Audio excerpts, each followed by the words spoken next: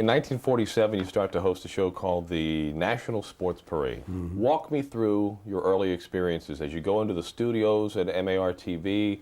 What does it look like to you, and how does the show evolve? What's the show about?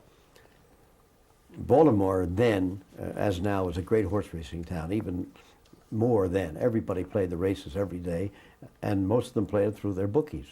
So the real object of the sports parade was to give race results and to give them faster than anybody else did. However, we were on for 3 hours, 5 afternoons a week.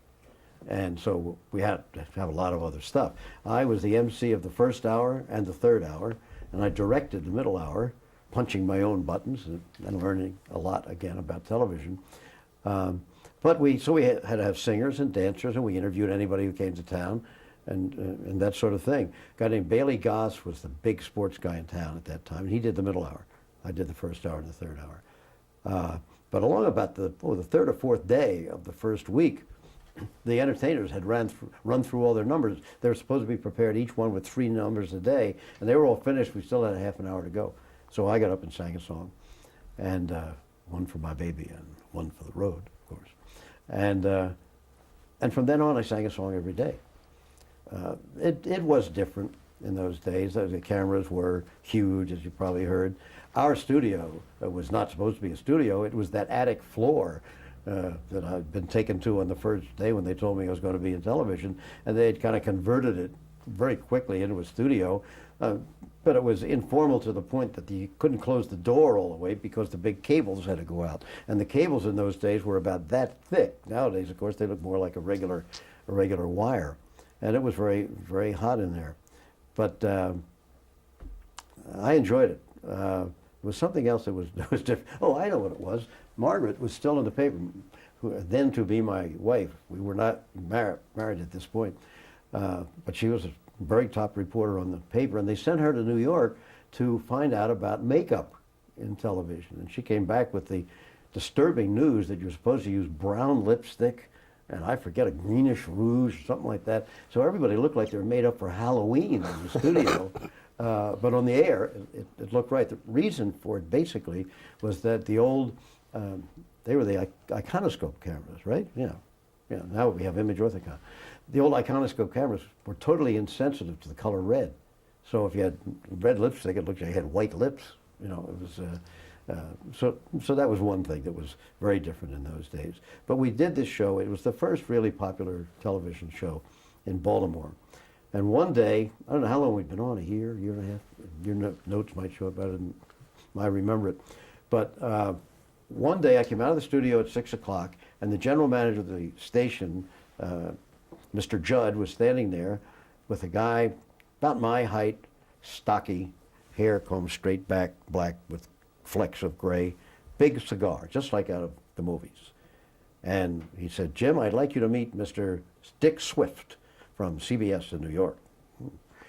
I know the exact words. Without saying hello, he said, well, he did say hello. He said, "Hiya, kid. How would you like to do something like this in New York?" Well, you know, I expected Phil Silvers to be the stage manager and Eugene Paulette, an actor from those days, to be a producer from New York. It was right out of the old Hollywood movies. And the only answer I could think of was I said, well, I'll have to talk to Margaret. And, and I did. And she said something that sounds kind of unusual, certainly, at least unusual and maybe strange nowadays. Long after the women's lib movement has started and flowered, as it should have in most part. She said, "Was that what you want to do?" I said, well, I'd like to try. She said, "Then that's what we'll do." Well, she was the big shot on the paper. I was not. We were married and we went to New York. And I thought that I was going to do a sports show. I thought that's what he was talking about, the sports parade type of thing. And at one point I thought he had been faking it, to tell you the truth, or he'd just forgotten about it, because after 2 months, we were married by now, Margaret said to me one day, "You know, you haven't heard from those guys in New York." I said, "No, I guess they're not interested." She said, "Well, why don't you call them?"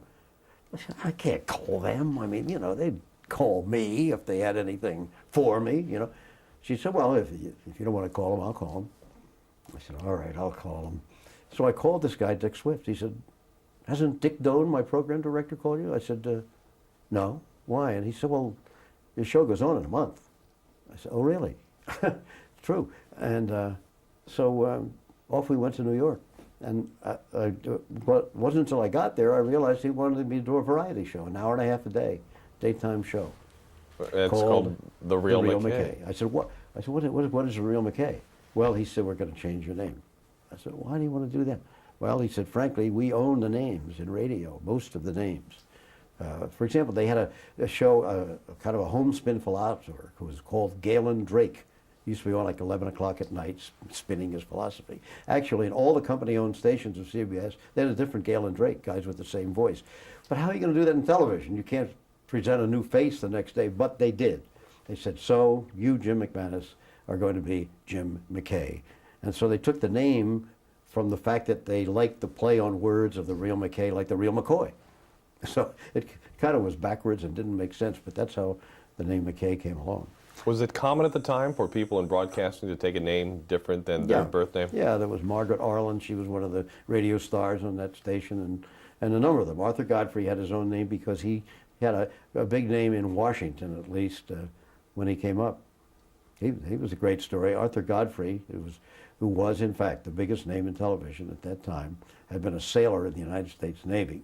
And his ship docked in Baltimore one time back in the 1920s. And he and some of his buddies went out to get blasted, and they're in a bar, and the radio was on. And there was an amateur hour from a station called WFBR.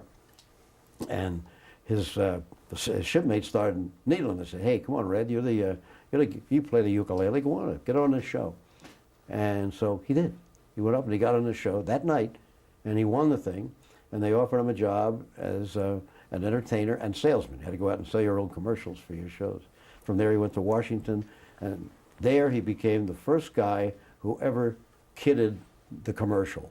You know, I mean, in those days, the commercial was very, very serious business with an announcer with orotone, you know, phrases and all that stuff. And he got on, he talked like Red Godfrey the sailor, and he had a sponsor named Zlotnick, who was a farrier in Washington. And Zlotnick, for some reason, had 3 mangy-looking bears, stuffed polar bears, out in front of his store to attract attention. And one day, Godfrey got on and he said, now he said, you want to go to Zlotnick? That's something like what he talked like. And he said, you can't miss the place. He's got these 3 dirty, mangy old polar bears out in front. Well, of course, Zlotnick called up the next morning and was outraged. But by 3 days later, when the people started coming in to see the polar bears and then bought the fur coats, he thought differently. And Godfrey started that, and he took it to New York with him, and a lot of people still do that now. Now, as your show starts to evolve a little bit, 1950, The Real McKay, your new name, your show, your wife has quit her job to come with you to New York. Did you start to feel any pressure that I have to succeed because I'm the only breadwinner here, or did you hold on to that idea of it's just me and one viewer?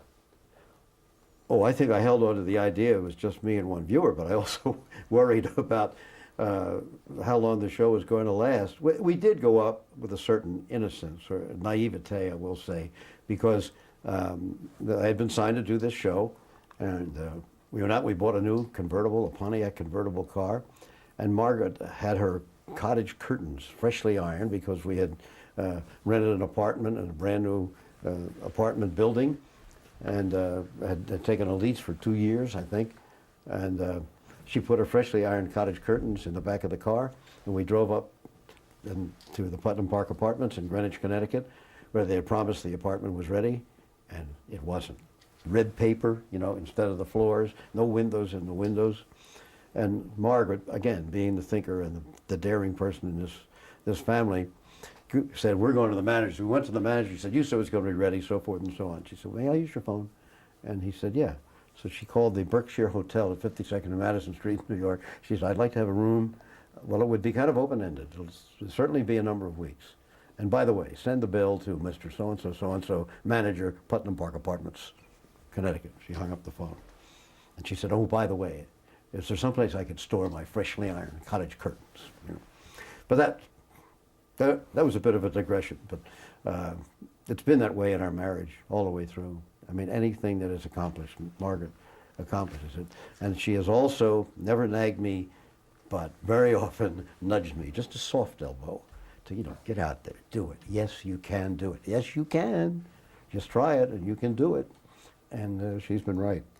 Did you feel big time at this moment? I mean, you've gone from Baltimore and MAR to CBS in New York. You have the show.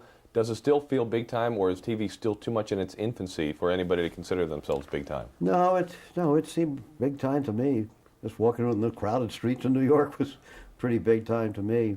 I remember I had one line I wanted to say. So Margaret and I, we had gone out to Greenwich to see if the apartment was ready. We came back, and I was going to start my first day of work, and we took a taxi cab. It was one of the, used to have Skyview taxi cabs in New York. They were big old DeSoto cars.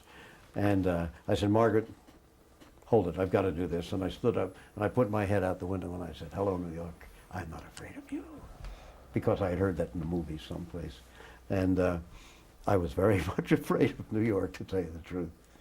But I got to CBS, got out, and there was a big Irish doorman named Mike Donovan there, and he looked kind of fierce to me, had a big guardsman's mustache. I said, excuse me, sir, I'm supposed to see Mr. Dick Swift. Oh, you are, laddie. He said, okay. He said, it'll be the ninth floor. He'll be nice to you. Go on, get up there. He called everybody laddie, including William S. Paley, who was, of course, the chairman of CBS. It was strange. The first day at work, he said, oh, look, he said, we've run out of space in this building, the famous building at 485 Madison Avenue, which is not there anymore. So he said, I've got you an office across the street, and I'd like you to meet Frank Moriarty. He's going to be your production assistant.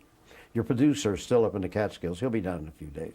So Frank Moriarty was just out of Fordham, and I went over, and it was this office, no name on the door, the frosted glass door, no name, nobody on the whole floor of this building. And we went in and sat there and talked and got to know each other. And finally, it was 5 o'clock. I said, I guess we're supposed to go home. And we had locked ourselves somehow in the office. And it was very embarrassing. We had to call up the boss's office and say, we can't get out. All right, I'll send somebody over. Did the show itself and the production studio have as much of an impact on you as your first experience at MAR? Do you remember what it looked like on the set of The Real McKay? Yeah, it didn't look all that much different. It was, because, as you say, it was still in the very early days of television. There was a place on 58th or 59th Street in Manhattan, between Park and Lexington, called Liederkranz Hall. It had been an old German singing hall. And in time, it had been taken over by CBS Records when the 33 1/3 records came out, which were a great advance. And the place was reputed to have the best acoustics of any place in New York. Then came television, and they came in and sliced everything up and chopped it up in 4 different studios, so the acoustics were gone forever. So it still had a kind of a casual feeling about it. But I do remember our first meeting. The producer came down from the Catskill Mountains, which then were the birthplace of many great comedians and singers and dancers. A guy named Max Liebman, who later produced your show of shows, known as the Sid Caesar Show, the most famous variety show in the early days of television. Max Liebman produced the shows at a place up there. It was either the Concord or I forget which hotel. But anyway, this new producer, a guy named Jack Lascouli, had just come down from there. He later was second banana on the Dave Garroway Show, which was the first version of the Today Show on NBC, which of course still exists as you and I talk. But Jack Lascouli came down. He had a great big smile and a lot of teeth. I mean, he could dazzle you with his teeth. And he sat down and had this production meeting. This is the day before we're going to go on air. He said, okay, he said, I'll run down the floor. He said, 9 o'clock, we've got fax time. I thought, well, that sounds pretty good. We'll sit down and talk about the facts, right? And then he said, okay, he said, at 9:30, the crew breaks, we'll have no fax time. I thought, what is that? How do you talk about no fax? It was FACTS. Well, it turned out, of course, it's FAX, and it stood for facilities. And I had to ask him what it meant. It was very embarrassing to start off my first day as the host of a city in the great metropolis. And you didn't know and faxes have changed since your very first show in New York. Yes. A year later? Now fax is a machine where you get your mail. Yeah, But a year later, you see the other side of TV for the first time, and they cancel The Real McKay. They cancel a show with your name on it. First, what's it feel like, and then what did you do? Well, fortunately, there was a transitional period because about 4 months, I would think, after I went on with The Real McKay, the general manager also let me start the first 5-minute sports segment on the 6 and 11 o'clock news. And so I was doing that. At one point, I also did the weather. I did almost everything. And I'm so glad I did because once again, you can be ready for ad-lib situations. But I was doing these shows, so I still had the sports and the weather when The Real McKay was canceled. But they were pretty lean times. I was at CBS for 11 years. And there was one point where I didn't have a show all winter. And that's a terrible feeling because it was all winter and I didn't know what was going to happen in the spring. What did happen was I had one show scheduled with CBS in the spring, the Masters Golf Tournament in Augusta, Georgia. And it was the first time there was going to be television. No, it wasn't the first time. I'd been doing it for several years. But anyway, it was the Masters Golf Tournament. And while I was down there, I was paged off the golf course one day. They said, some guy named Ron Aldridge is trying to reach you from New York. And I said, I don't know. So I went up and I returned the call, and it was, of course, Roone Arledge. And he said, we're going to put on a show. He said it's going to be on as a summer replacement, 20 weeks, just this summer. That's all there is. And we're checking a number of people for their availability. Would you be interested? And I tried to sound as casual as I could when I said, yeah, I could be interested in that. I did not tell him that this was my last show for CBS, and I didn't know what I was going to do.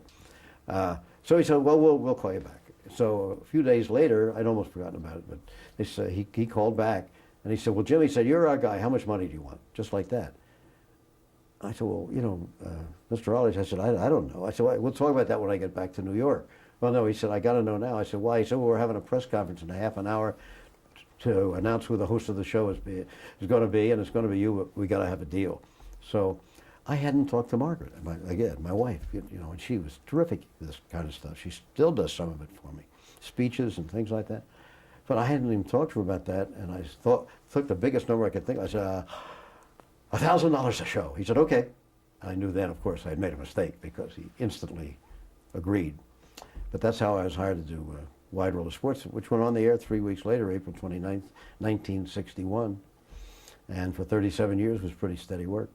You took a lot of good memories out of your days with CBS, and looking at some of the people you worked with, one of them was Walter Cronkite on the morning show. The morning show. What were your impressions of Walter Cronkite?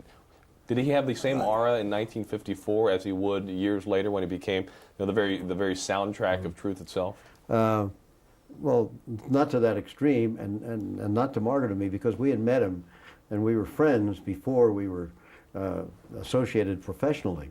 And Walter is a different guy. Well, he's not a different guy, but he has so much more dimension personally than this voice of God. Your Uncle Walter on the air. I can remember him being at our apartment. We'd have groups of friends up, and he had been Moscow reporter for UPI at one point, and he would get down and do that Russian dance where they would do all that stuff. Very funny guy, very, very amusing and very interesting guy. But we did do this thing called The Morning Show, which was going to be CBS's answer to the Today Show, which at that time already was very popular in the morning. And Walter was the host, and I was sort of second banana, did the sports, and did on-the-street interviews, things like that. We had one great experience you might enjoy. There was a guy who worked in the show named Hugh Beach as one of the producers, segment producers. And he had been an English instructor at Colby College, and he was a very intellectual guy, but he came to New York and for some reason sort of adopted a Damon Runyon-esque character. He sort of talked like a character from a Damon Runyon movie and called himself Meathead. I don't know why. He called me Burrhead. He still had his New England accent.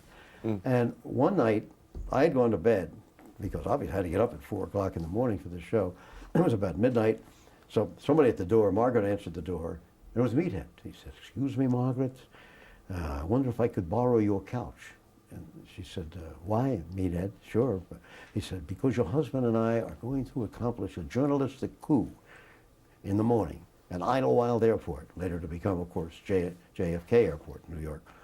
And so it turns out that he had been about to close up the shop that early that evening when the old wire service ticker, which had a bell that would go bang, bang, bang, bang, bang, and it was a thing called note to editors that they would send information for your information. It said, a man closely resembling the runner Roger Bannister boarded BOAC, British Overways Airways Corporation, now British Airways, at such and such a time, closely resembling him, but was boarded under the name of John Jones or something like that, just for information.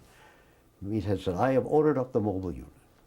You know, if it's wrong, and I'll get fired or something. But we are going to go out there in the morning and wait for Roger Bannister. So we got up 6 o'clock in the morning, and as we were leaving our apartment building, I saw another guy who lived in the building who was a television producer, and he was also leaving the building. I thought, what's he going out so early? And that's all I thought about. We got out to the airport, we go in, and the camera crew starts setting up at customs, and this guy walks up. He said, what are you guys doing here? And Meathead said, we are going to score a journalistic coup. We're going to interview Roger Bannister, who became the first man ever to run a sub 4-minute mile last week. He has never been interviewed in America by any American group. We are going to do it. The guy said, you can't do it. He said, what do you mean? What do you mean? Of course we're going to do it. He said, you can't do it. He said, we brought him over here. We being a show called I've Got a Secret, which would be on that night, and he would be, of course, the secret guest as to who he was. And Meathead said, well, I'm sorry, but you know, this is the, he said, we pay his fare coming over here. You know, and Meathead said, first class or tourist? He said, tourist. He said, well, it's very tacky of you, I think. Well, the guy just got madder and madder. The plane was late. We walked there at 9 o'clock, 8:45, Roger Bannister strolled through customs with his little athlete sack. And I went up to him, I said, I'm Jim McKay from CBS Sports and the morning show. I wonder if I could ask you about running a 4-minute mile. He said, of course. He gave me about 5 minutes of extremely literate description of it. And then he walked off, and this guy grabbed him and raging left the airport. There was a follow-up. He took him downtown, and he said, to rehearsal. A rehearsal being just, say, well, you're going to sit over here, the other guy's sitting there, so forth. And then they run through the commercials. And they're running through the commercials. And he said, excuse me. He said, what? He said, is that a commercial for cigarettes? He said, yeah, it is. That's our main sponsor. I said, I'm terribly sorry. He said, I'm a doctor. I believe it's very bad for a person's heart. He said, I couldn't possibly be on a program that advertised cigarettes. And he got up and he went home, and we had the only interview with him. But we didn't stay on the air. After 6 months, we were canceled. Again. Canceled again. But at least you'd been through this once. Yep. You started to develop a little, perhaps thicker skin, and realizing that maybe a tomorrow would come? No, because, you know, my feeling is always, you know, I'm never going to get another job. And Margaret would say, you'll get another job. You know, just hang in there. And one of the next shows you do is called The Verdict Is Yours. Ah, yes. Little known fact that Jim McKay did The Verdict Is Yours. What was that show about? It was actually the first daytime courtroom show on television. But you weren't Judge Wapner. I was not the judge. No, we had real judges. But, well, first of all, my job. I was supposed to be the reporter in the press room, right? And I would open the show and do things to link it together and close it off. And, well, there you see what's been happening today. The witnesses, of course, were actors. The lawyers were real lawyers. The judge was a real judge. And each witness was given a sheet of paper and said, not actual lines, but said, this is your story, and stick to it no matter what question the lawyer asks you. So it was pretty interesting. And for the first year, I enjoyed it because we had a lot of murder cases and stuff like that. But then they found that apparently the audience, as it is today, was more interested in family wrangling and, you know, all that awful stuff they have on daytime. No, nothing sexy, of course, in those days. But, you know, and it really got very, very boring to me. And I thought that, well, I thought it was ruining my career because of something else that happened right in the middle of the run of this program, which was the advent of videotape. There never had been a decent method of recording television shows. There was a thing where they would train a television camera on a monitor, you know, and film the live show, and it always looked like it was underwater when you would show up. But suddenly, there was this stuff called videotape, and they decided for financial reasons, instead of taping, instead of being on live as we used to be, they would tape 3 shows on Saturday and 2 shows on Sunday, which was quite a grueling thing to do, but was pushing me out of sports. All the sports was on the weekend. I couldn't do my sports, which was the stuff by now, I really wanted to do. And it sort of gave me a nervous breakdown, I'll tell you the truth. It really did. I got to the point where I got scared walking down the street in New York, and I was in a barber shop in Westport one time, and I thought, I wonder what it would be if I broke that mirror, if I broke that plate glass window over there. That led to a guy who didn't look like a psychiatrist at all, but he was. He was terrific, named William O. Sires, who was from Hagerstown, Maryland. It happened, but it was up in Connecticut when I met him, and he kind of saved my life and my career.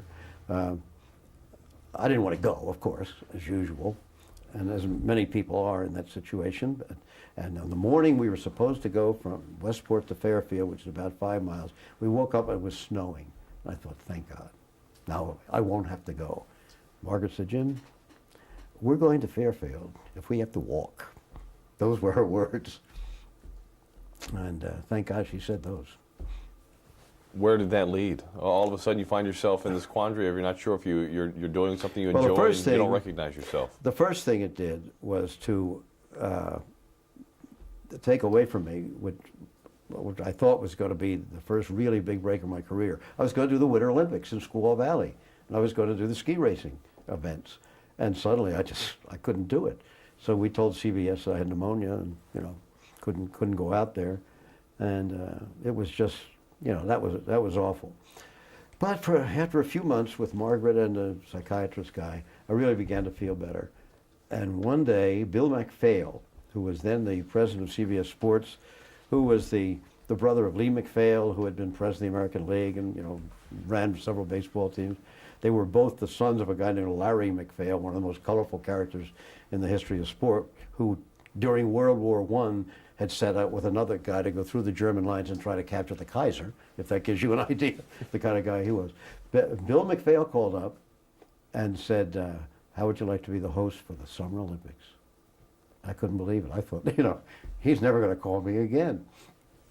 Well, the way they would do the host job then, since there was no satellite, they sent all the team of play-by-play guys over to Rome, where the games were, and I was in studio in New York as the host, leading in everything. And sometimes they'd send the raw tapes back with no commentary on them because they were in a hurry, and I'd have to do the commentary from there. It was a weird set. It was a terrible-looking thing where they had a flame and an urn in back of me, but it looked more like a funeral service than an Olympic venue. And after the first week, they had a meeting of the high brass at CBS, and they said, what's wrong? They brought in a guy who shall be nameless. He's not living anymore anyway, but who was he was the executive left in charge of this end of the Olympics. They asked him what the problem was, and he said, the problem was me. And fortunately, I had a friend in that meeting, and this guy stood up for me. And he said, I think old Jim needs a different producer. So they gave me another producer, and he came in, we had lunch, and he said, what can I do for you? I said, how about a format? How about a rundown of what we're going to do every night? Because we didn't have one. And he said, sure. And things held together, and we were okay. So prior to the producer change, you're basically ad-libbing the Olympics in any which way you could think of tying it together. Yeah. In fact, there were times when the tapes would come in. I could remember one time up in the tape room, and somehow or other, in the hold of the plane, they'd gotten frozen, and the producer and I were standing, hugging these tapes to melt them. You'd think that wasn't kind of primitive, but we did that sort of thing, and then we'd try to get a look at them before we went on the air. Sometimes we didn't. But again, I was so fortunate from the first show in Baltimore that I ever did, through all the experiences at CBS and those early Olympics. It was a time when you could make mistakes and you could learn and still hang around. There was a saying about the theater when the road, as they called it, when the shows used to tour the country, the road dried up, and for a while there wasn't anything like that. And somebody said the trouble with the theater today is that there isn't any place to be bad in anymore. In other words, the old days, they could send the show out, try it out in all these tank towns around the country, and it, you know, if made a mistake, that was okay. And in television, we had that benefit. We'll continue after this. We made it.